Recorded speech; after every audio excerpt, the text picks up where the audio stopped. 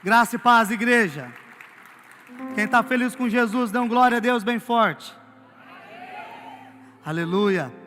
Que alegria ter cada um de vocês reunidos aqui nessa noite. Você que está pelo YouTube, seja também muito bem-vindo no nome de Jesus. Que essa presença poderosa que está aqui também esteja aí onde você está.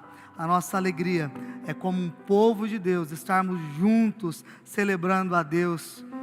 Aleluia. Queridos irmãos e irmãs, nós estamos nessa noite encerrando a nossa série de mensagens Fábricas de Ídolo. E até aqui nós entendemos que o coração do homem, ele é uma fábrica de ídolos, assim como disse João Calvino. Tudo aquilo que você coloca dentro de si como algo essencial para a sua vida, se torna um ídolo. E um ídolo, ele tem uma função que é primordial, que é tentar satisfazer o desejo do nosso coração. Tim Keller, no seu livro Deuses Falsos, ele diz que um ídolo é qualquer coisa mais fundamental que você coloca acima de Deus na sua vida, como felicidade, sentido da sua vida ou identidade. Então o ídolo é tudo aquilo que você prioriza na sua vida acima de Deus. E os ídolos, eles nos afastam de Deus.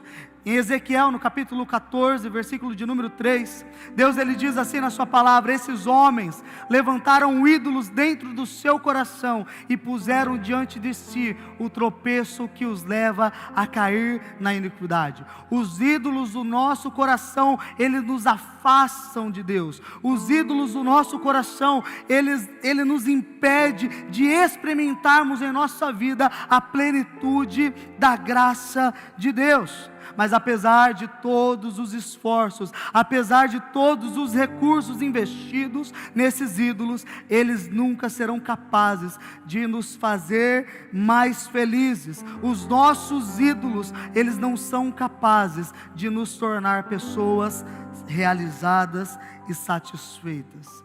Nós ouvimos sobre Abraão, nós ouvimos sobre Jacó, sobre Lia, sobre Raquel, ouvimos sobre Zaqueu, e nessa noite, o personagem da pregação, ele transformou o seu sucesso em um ídolo.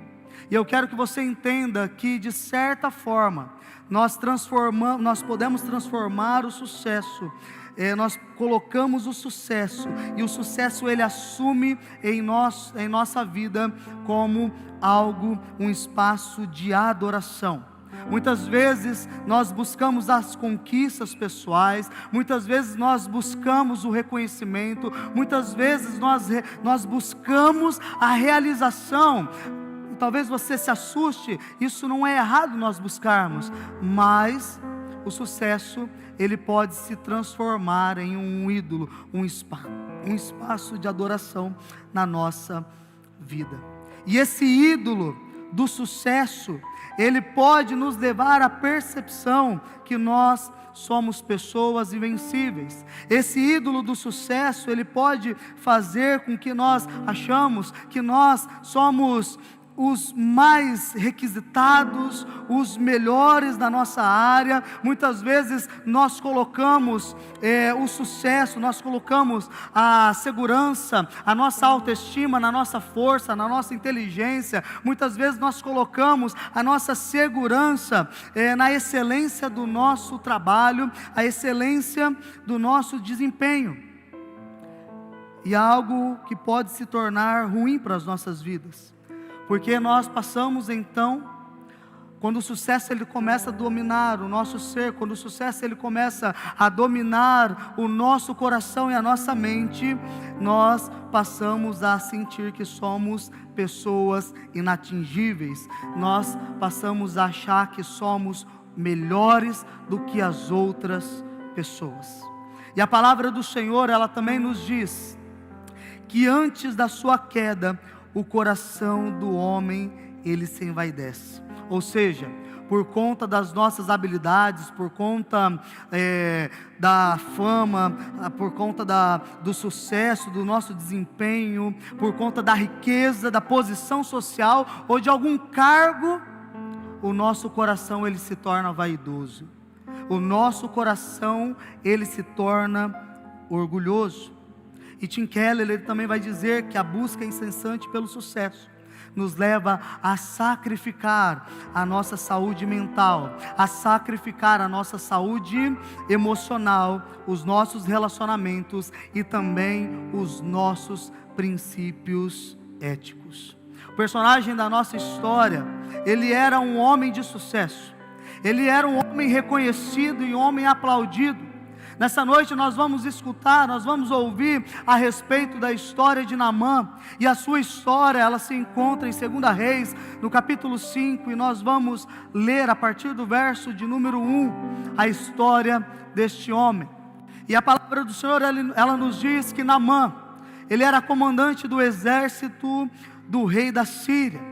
Naamã era grande homem diante do seu Senhor e de muito conceito, porque por meio do Senhor ele tinha dado a vitória à Síria. Ele era um herói de guerra, porém ele sofria de lepra. Tropas saíram da Síria e da terra de Israel, levaram cativa uma menina que ficou a serviço da mulher de Naamã. Um dia a menina disse à sua senhora: quem me dera o meu senhor estivesse na presença do profeta que está em Samaria, ele o curaria de sua lepra. Então Naamã foi contar isso ao seu senhor, dizendo: assim falou a jovem que é da terra de Israel. O rei da Síria respondeu: vá, enviarei uma carta ao rei de Israel. Então Naamã partiu e levou consigo 340 quilos de prata, 72 quilos de ouro e 10 mudas de roupa.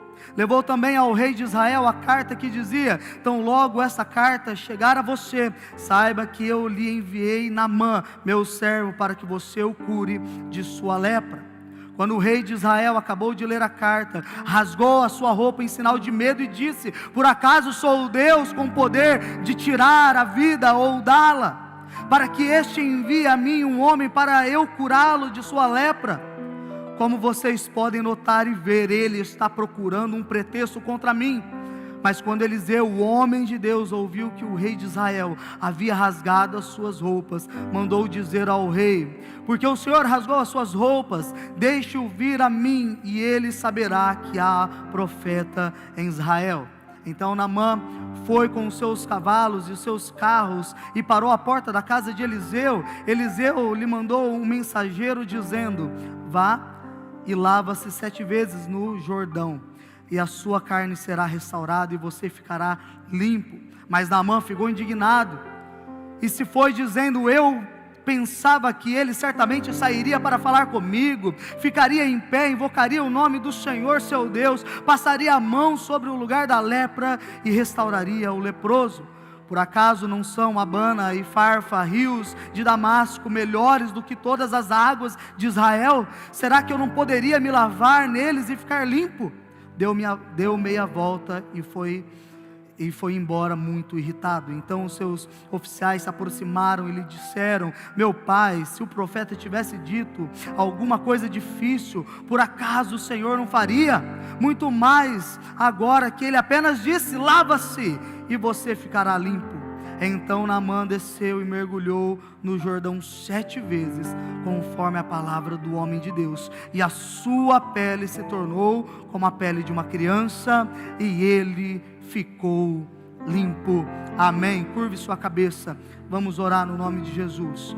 Deus, nós te damos graças, nós te louvamos nessa noite. Deus, até aqui nós o adoramos, glorificamos o teu santo nome, sentimos a sua presença, sabemos que o Senhor está aqui neste lugar, e agora a sua palavra ela foi aberta, a sua palavra ela foi lida, e nós te pedimos, Senhor Deus, por favor, fale com o seu povo, por favor, Senhor Deus, fale ao nosso coração, que a tua palavra nessa noite, ela vem em encontro com a minha vida, que a tua palavra nessa noite, ela possa transformar a minha vida, que ela possa mudar a minha história. Senhor, no nome de Jesus eu venho te pedir que nós possamos sair daqui, Senhor Deus, totalmente restaurados diante da tua presença. E Pai, nós cremos que há poder no teu santo nome, e nós cremos que algo grande e poderoso o Senhor quer realizar na vida dos teus filhos e filhas nessa noite. Por isso, Senhor, tenha total liberdade no nosso meio. Fale, e Senhor, fale aos nossos corações, porque os teus servos e as suas servas te ouvem. Nós oramos no nome santo e poderoso daquele que vive e reina para todos sempre. Amém. Aleluia. Amém. Aleluia. Como eu disse, o sucesso ele pode se tornar um ídolo na nossa vida. Como eu disse, o sucesso ele pode ocupar um lugar de adoração na nossa vida. E isso se torna algo muito ruim, porque a busca obsessiva pelo sucesso, ela nos afasta não somente de quem é Deus, mas a busca pelo sucesso, essa busca incessante também nos afasta da nossa humanidade. E somos incapazes de reconhecer as nossas fraquezas, e somos capazes de reconhecer e compreender os nossos erros. À medida que nós vamos buscando sucesso, à medida que nós vamos buscando poder, vai criando um sentimento em nós que somos melhores do que as outras pessoas, e nós começamos a tratar as outras pessoas de qualquer jeito, achando que nós somos soberanos, achando que somos como os deuses, e nós nos tornamos presunçosos, e nós nos tornamos insensíveis às necessidades e às dificuldades das outras pessoas, porque estamos tão focados em nós mesmos, estamos tão focados em nossa grandiosidade, que negligenciamos a empatia e a compaixão um com os outros, com os nossos irmãos também. E aqui nós vemos a história deste homem, como diz a palavra do Senhor. Naamã por fora era esse homem de sucesso, Naamã ele era esse homem, esse guerreiro. Naamã, ele veio de uma região que era conhecida como Síria, fazia fronteira com a Palestina. Naamã, ele viveu por volta do século 9 antes de Cristo. E a Síria nessa época era a maior inimiga do povo de Israel, e por meio de Naamã, Deus ele livrou a Síria. Através do Senhor foi dado a vitória à Síria. E Naamã, ele comandou muitas vitórias militares. Naamã, ele ganhou muitos prestígios, muitas honrarias. Naamã, ele conseguiu fazer do seu nome um grande nome. Naamã, ele começou a ser conhecido porque ele era corajoso por conta das suas habilidades militares. Naamã, ele passou a ser muito popular. O seu rei o exaltava, todos aqueles que viviam ao seu redor. Naamã, ele era alguém muito famoso. Se Naamã ele vivesse nos tempos de hoje, Naamã provavelmente ele seria um dos mais influentes nas redes sociais, no Instagram. Ele teria um número absurdo de pessoas que o seguem. Naamã ele seria alguém de alto prestígio, alguém que as pessoas olhavam e falavam assim: nossa, como eu gostaria de apertar a mão desse homem, como eu gostaria de poder andar perto deste homem. Mas Naamã, apesar de ser tão popular, tão rico como ele era, apesar de ele ser um soldado e ter recebido várias honrarias, Naamã, ele tinha um desafio na sua vida. Havia um problema na sua vida que começou a limitar a sua história. Apesar dele ser esse homem grande, de grandes feitos, tão popular entre os outros, a ponto de ser respeitado pelo seu próprio rei, a ponto de ninguém chegar nele com desrespeito, mas tratar ele como uma figura pública e uma figura de majestade. Havia um porém na vida de Naamã. Havia um porém na vida de Naamã.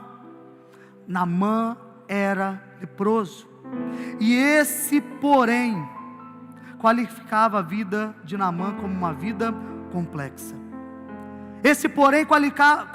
qualificava a sua vida como uma vida complicada. Ele era leproso, e a lepra, como descrita na Bíblia, incluía uma variedade de doenças de pele, que debilitava o seu indivíduo, que gradualmente desfiguravam e enfraqueciam as suas vítimas até a morte. Talvez, só talvez, ela possa ser comparada nos dias de hoje como o câncer, a gravidade que o câncer ele causa na vida de uma pessoa. E o corpo de Naamã estava passando por um processo lento, por um processo doloroso. O seu corpo inchava, a sua pele, os seus ossos quebravam e descamavam gradualmente, enquanto ele enfrentava uma morte gradual. Então preste atenção comigo. Apesar da sua riqueza, apesar da sua popularidade, apesar de ser conhecido como ele era, apesar de tudo que ele possuía, as suas habilidades, da sua coragem, Naamã estava enfrentando uns problemas seríssimos, problemas que estava desmoronando a sua vida, e por que não dizer a sua casa? Imagine você descobrir uma doença terrível. Não vai abalar só você, mas vai abalar a sua casa, vai abalar aqueles que estão à sua volta. Mas Naamã, ele não podia contar, ele não poderia expor a sua condição para ninguém.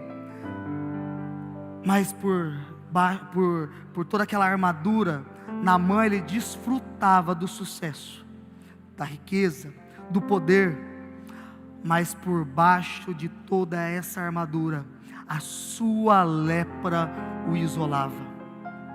O sucesso, muitas vezes, queridos, preste atenção, ele age como uma droga nas nossas vidas, que momentaneamente nos proporciona, e isso é muito pouco tempo, e muito em pouco tempo, nos dá a sensação que nós somos importantes, que nos dá a sensação de dignidade. O problema é que essa euforia que o sucesso ele nos dá é algo temporário. Então há uma busca repetida e repetida pelo sucesso, e nós vemos que isso é muito comum nos dias de hoje, nessa época das redes sociais, nessa época onde nós podemos nos expor 24 horas do nosso dia. Há muitas pessoas que ficam presas nas telas de uma coisa tão pequena como esse celular, e elas precisam se amostrar, e ela precisa divulgar, e ela precisa postar, e ela começa a olhar o número de visualizações, e se esse número cai, ela começa a ficar preocupada, e ela mostra para nós que a vida dela é bela, e ela mostra que a vida dela é maravilhosa, e muitas vezes causa em nós a sensação: puxa, como a minha vida é tão ruim, eu gostaria tanto que a minha vida, que a minha casa, que o meu trabalho fosse igual desse fulano da internet. Mas como muitas vezes, como Naamã, ao desligar a tela, são pessoas que começam a se isolar, são pessoas que não vê sentido na sua vida, são pessoas que se tornam dependentes, são pessoas que começam a ficar desesperadas, porque precisam de mais e mais dose disso, para que ela possa poder achar que ela é importante, que ela tem uma dignidade para as outras pessoas. O sucesso, por mais que impressionante que ele possa parecer, ele não pode preencher o vazio de quem busca, ele não pode preencher o interior daqueles que estão sedentos. Naamã, ele procurou por lugares errados a cura. Naamã, na sua cabeça, ele achava que por conta do seu sucesso, do seu dinheiro, ele poderia ser curado. Mas Naamã, ele sofre um choque em sua existência, quando ele começa a descobrir que não há o que ele possa fazer para ser curado. Mas apesar do personagem da nossa história, Naamã, talvez ele seja o personagem central, há um outro personagem que vai entrar nessa história, e por conta dessa personagem, vai ser criada uma esperança, vai surgir uma esperança na vida de Naamã. Há uma outra personagem que para nossa mensagem, para a mensagem dessa noite, ela é extremamente importante. A partir do verso de número 2, diz que as tropas da Síria saíram e foram para a terra de Israel e levaram cativas uma menina. E essa menina, ela fica a serviço da mulher de Naamã. Agora eu quero que você preste atenção, segura Naamã. Agora eu quero que você preste atenção nessa narrativa, que ela é profundamente triste. Agora, a palavra do Senhor, ela vai nos trazer alguém que teve os seus sonhos, que teve os seus projetos, que teve a sua felicidade destruída. Essa menina, ela foi carregada como escrava de Jerusalém até a Síria. Essa menina, provavelmente, ela viu os seus pais morrerem diante dos seus olhos pelo seu opressor. Essa menina viu o seu opressor carregá-la da sua cidade e transportá-la para um outro local, aonde de livre ela seria escrava. E eu creio que essa menina era uma menina que tinha muitos sonhos. E eu fico imaginando, queridos, a Laura com 8 anos de idade. A Laura, ela todo dia, toda semana, ela me aparece com um sonho diferente. A Laura, ela diz assim, uma semana eu quero ser médica, a outra semana eu quero ser atriz, policial, eu quero ser desenhista, artista. Aí essa semana eu estava com o pastor, com a Lili, e a Laura na mesa ali da cozinha da igreja, ela falou assim, eu quero ser pastora. E apesar de a cada semana, a cada dia surgir um sonho diferente, a Laura é uma criança que tem muitos sonhos. Independente se ela sonha mais de um sonho para a vida dela, é alguém que tem muitos sonhos. E com a Laura, eu aprendo que criança nunca para de sonhar. Com a Laura eu aprendo que crianças, elas podem sonhar todos os dias e todos os dias mudar os seus sonhos. Só que há uma coisa que pode fazer com que uma criança pare de sonhar. Se você quer que uma criança pare de sonhar, se você quer interromper os sonhos de uma criança, então tire ela da segurança dos seus pais, tire ela da segurança do seu lar, tire ela da segurança da sua família, e então essa criança, muito provavelmente, ela vai enterrar os seus sonhos, muito provavelmente, ela vai parar de sonhar. E foi isso que aconteceu com essa menina. Os seus sonhos estão cheios de esperança, os seus sonhos estão cheios de graça, foram brutalmente interrompidos quando ela foi arrancada dos seus pais. Quando ela vê os seus pais morrerem, e ela é levada cativa. Ela foi privada das brincadeiras. Ela foi privada de estar com os seus amiguinhos. Ela foi privada de correr. Ela foi privada de aprender, de fazer descobertas. E ela foi levada da sua cidade, aonde agora ela seria obrigada a servir a casa do seu agressor. Ela foi obrigada a servir aqueles que estavam destruindo os seus sonhos. Mas preste atenção, no verso de número 3 diz que essa menina, ela ouve que o seu Senhor, ela ouve que o seu opressor estava passando por algo muito mais difícil que ela.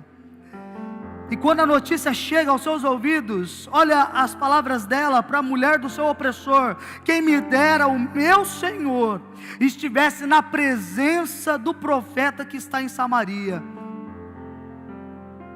ele o curaria de sua lepra. Ela teve compaixão do seu opressor.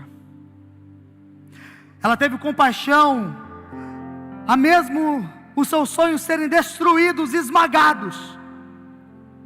Ela viu o que a lepra estava fazendo com Naamã, e ela foi movida de compaixão, de empatia.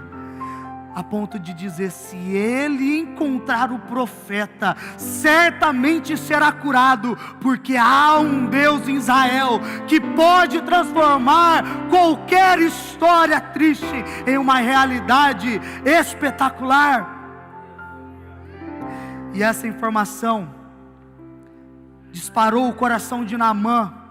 Naamã, quando ele ficou sabendo, então ele partiu, ele foi então para a terra de Israel.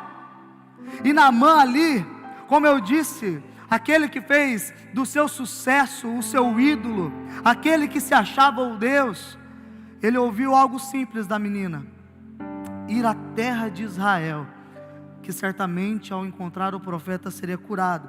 Mas enfim, ele vai. E essa menina machucada, e essa menina ferida, com motivos de olhar para aquele homem com desdém, em falar assim para ele: isso que dá tocar na ungida do Senhor. Ela poderia ter usado a religião dela como uma arma, mas ela faz diferente. E muitas vezes nós fazemos isso, não é? Muitas vezes nós usamos a nossa fé, muitas vezes nós usamos a palavra do Senhor para fazer a mesma coisa, usar como uma arma na vida daqueles que muitas vezes tramam contra nós. Ai daquele que tramar contra mim, eu sou um ungido do Senhor, eu sou um servo do Senhor, e aquele que me fazer mal, a mão do Senhor vai pesar. Quantas e quantas vezes eu ouvi essas histórias: a mão do Senhor vai pesar sobre fulano. O fulano está passando por isso, porque Deus está espremendo em suas mãos. Mas não foi a atitude dessa menina. Aqui nós vemos uma extraordinária e profunda lição. A palavra do Senhor em Tiago diz assim: que aquele que sabe fazer o bem, mas não faz, este comete pecado. Muitas vezes nós usamos a nossa fé, muitas vezes nós usamos a palavra do Senhor como uma arma para ferir o próximo, quando nós vemos que Jesus, Ele deu a sua própria vida pelo nosso próximo. Jesus, com frequência, Ele nos ensina em sua palavra que nós precisamos amar o próximo.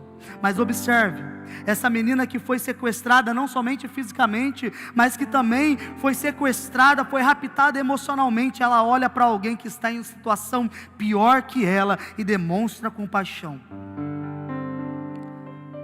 O que eu aprendo com isso? Que muitas vezes, mesmo nas piores situações, nós podemos encontrar a capacidade de perdoar. Mesmo passando pelas piores coisas, nós podemos encontrar a capacidade de amar, de demonstrar amor. Essa menina, ela não usou a sua religião como arma, não para matar, mas ela usou a religião, ela usou a fé dela como uma poderosa ferramenta de empatia. E nós vemos isso no pior momento da sua vida. Tim Keller, ele diz que a graça e o perdão de Deus, embora sejam gratuitos para quem o recebe, tem um preço muito alto para quem os concede. Jesus, Ele é um exemplo disso. O perdão, ele envolve alguém para sofrer. O perdão envolve alguém para sofrer para alguém que possa ser perdoado. Aí nós vemos que Jesus, pendurado na cruz, também no seu pior momento, Jesus, ele olha para baixo, ele olha para os seus amigos, aqueles que caminhavam com ele, e Jesus, ele vê que ele foi abandonado, Jesus, ele vê que ele foi traído, Jesus, ele vê que que correram dele, que fugiram dele, que abandonaram ele, mas Jesus, ele ainda olha da cruz e ele fala: eu ainda vou morrer por eles, eu ainda vou morrer por eles. Deus assumiu o castigo e a culpa pelo nosso pecado, pagando por isso, para que nenhum de nós precisássemos assim fazer. Agora preste atenção, O ídolo do sucesso, ele não pode ser simplesmente expulso. Mas eu quero corrigir essa frase. O ídolo do nosso coração, ele não pode simplesmente ser expulso. Mas o ídolo do nosso coração, seja o sucesso, seja o dinheiro, seja, enfim, ele precisa ser substituído. Jesus, ele já fez tudo por nós porque ele nos ama. E quando nós passamos a crer nos teus feitos, quando nós passamos a crer no seu favor sobre as nossas vidas, o vício do sucesso a todo custo começa a ser destruído por completo.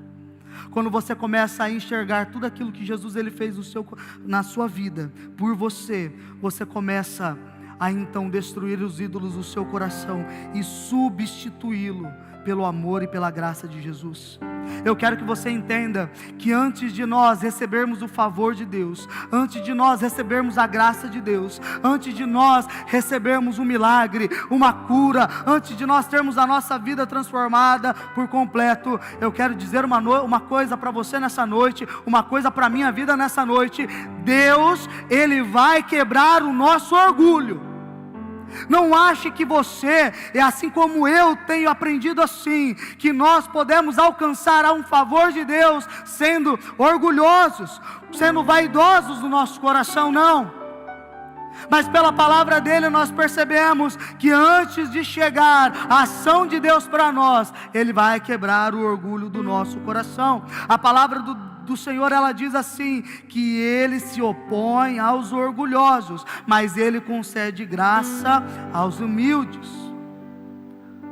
O orgulho, ele nos leva a superestimar a nossa própria importância, e ele cria em nós uma imagem exagerada de nós mesmos.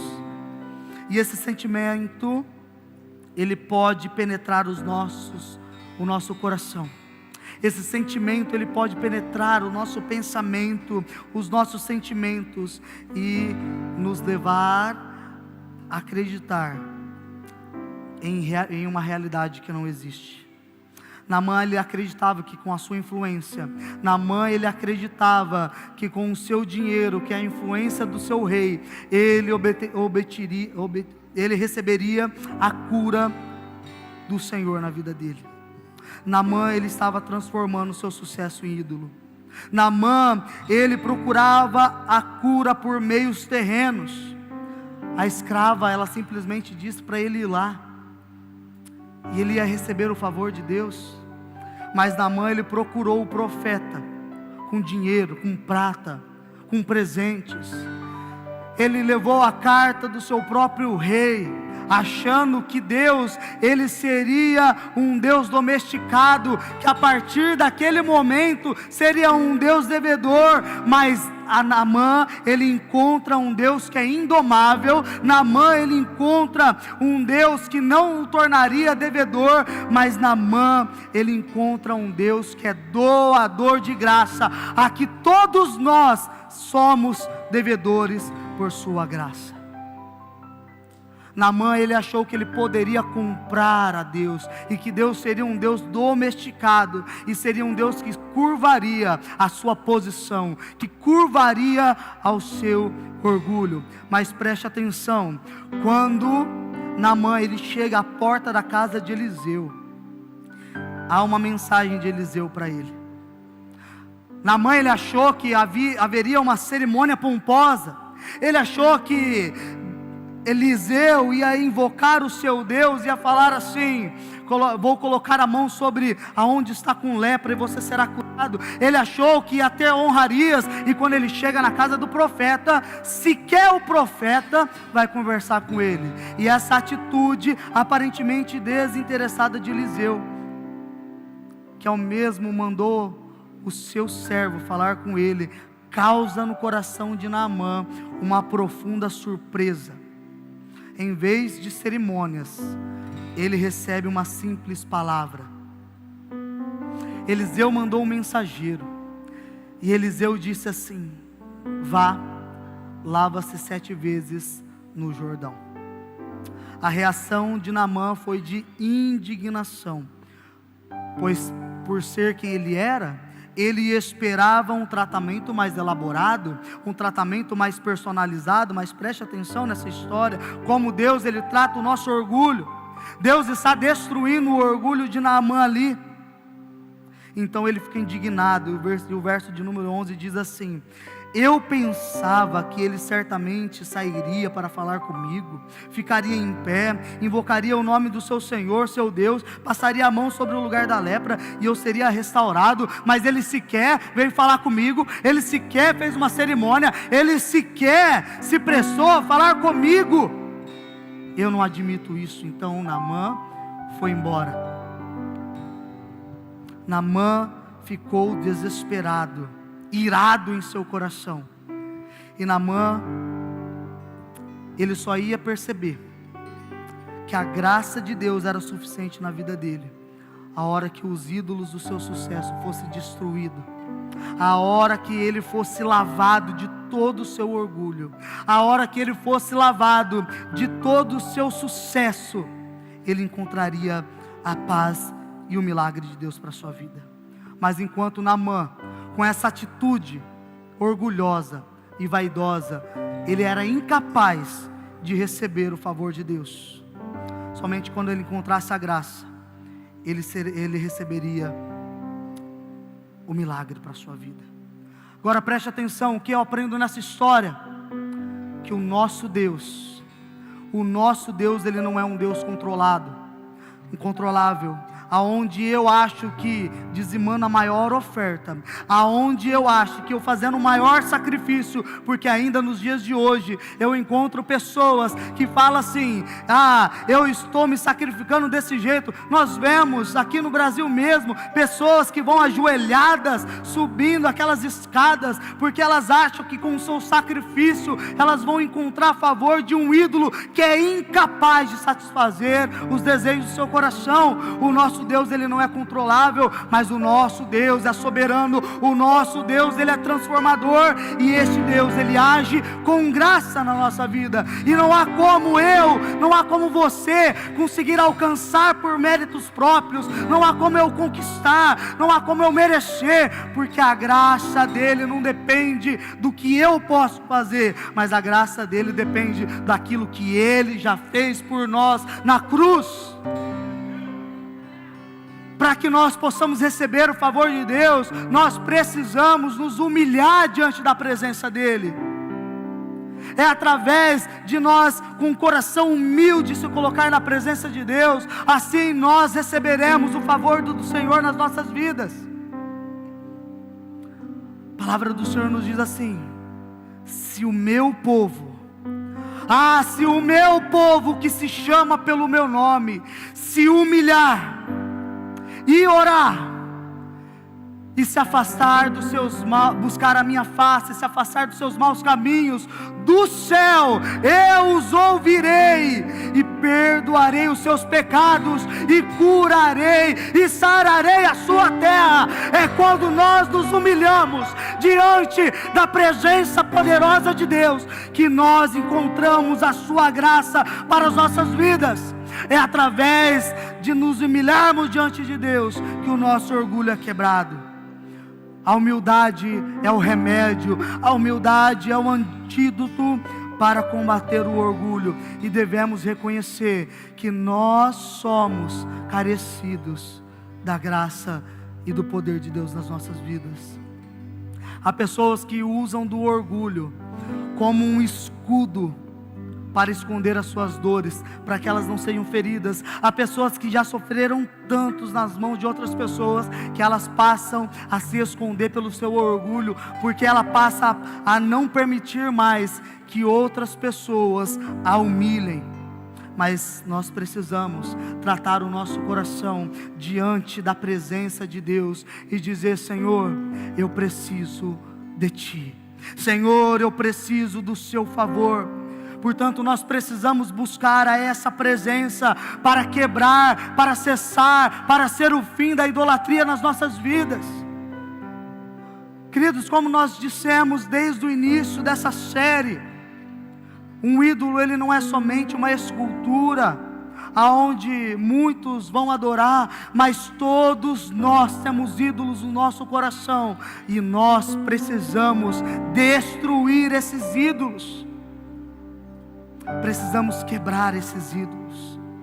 Como eu faço isso, pastor? Se humilhe diante da presença poderosa do Senhor, porque é quando nós, o povo que é chamado pelo nome do Senhor, olha como isso é poderoso. Eu, você, nós somos o povo chamado pelo nome do Senhor, e Deus, Ele fala para nós: se nós nos humilharmos, orarmos, buscarmos a sua presença, Ele ouvirá do céu, e Ele mudará a nossa história, no nome de Jesus. E Naamã aqui, ele se humilhou, e ele entrou no Jordão. Então Naamã desceu e mergulhou no Jordão 7 vezes, conforme a palavra de Deus, e sua pele se tornou como a pele de uma criança, e ele ficou limpo. Quando o meu eu e o meu orgulho descer comigo e se misturar com as águas do rio, então subirei como Naamã curado. Eu abro mão de tudo que sou, só pra servir-te, ó meu Senhor. Eu abro mão de tudo que sou, só pra te adorar, Senhor.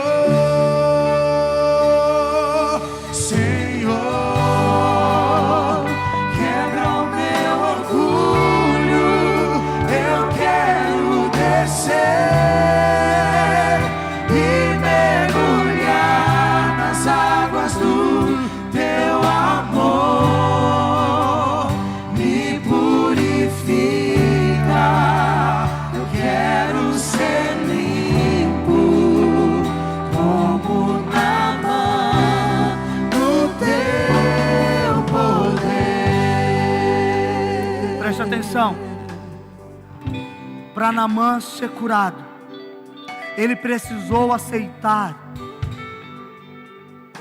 que uma serva falasse com ele. Para que Naamã ele fosse curado, ele precisou ouvir o servo de Eliseu. Para Naamã ele ser curado, mais tarde ele teve que ouvir os seus próprios servos. A resposta de Naamã não veio dos mais altos palácios. A resposta de Naamã, ela não veio dos lugares mais altos, das pessoas mais importantes, mas a resposta de Naamã veio das acomodações dos escravos. E certamente este é o exemplo que nós encontramos no próprio Jesus. Porque Jesus ele não veio para Roma, ele não veio para Alexandria, ele não veio para a China, não. Mas Jesus ele veio para uma colônia atrasada. Ele nasceu não em um palácio, mas Jesus ele nasceu em uma manjedoura, dentro de um estábulo. Jesus ele nasceu em um lugar muito improvável. Todos nós somos amados e aceitos por Deus.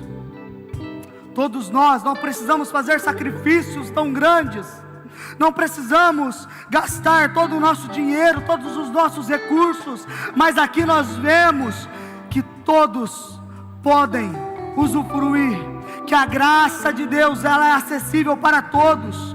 A graça de Deus não é um dom que nós podemos comprar, não, mas é um dom que é dado para nós. Naamã ele esperava fazer algo grandioso. Naamã ele esperava algo grandioso para receber a sua cura, mas a mensagem do profeta foi: desça as águas e se lave nos rios, e você será curado. A graça de Deus nós podemos compreender através da vida de Naamã que ela está acessível a todos nós, mas nós precisamos nos humilhar.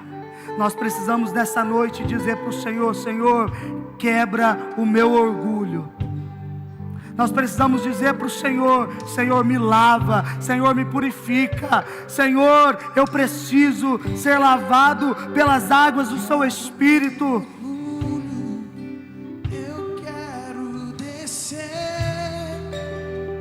e mergulhar nas águas do teu amor. Me purifica,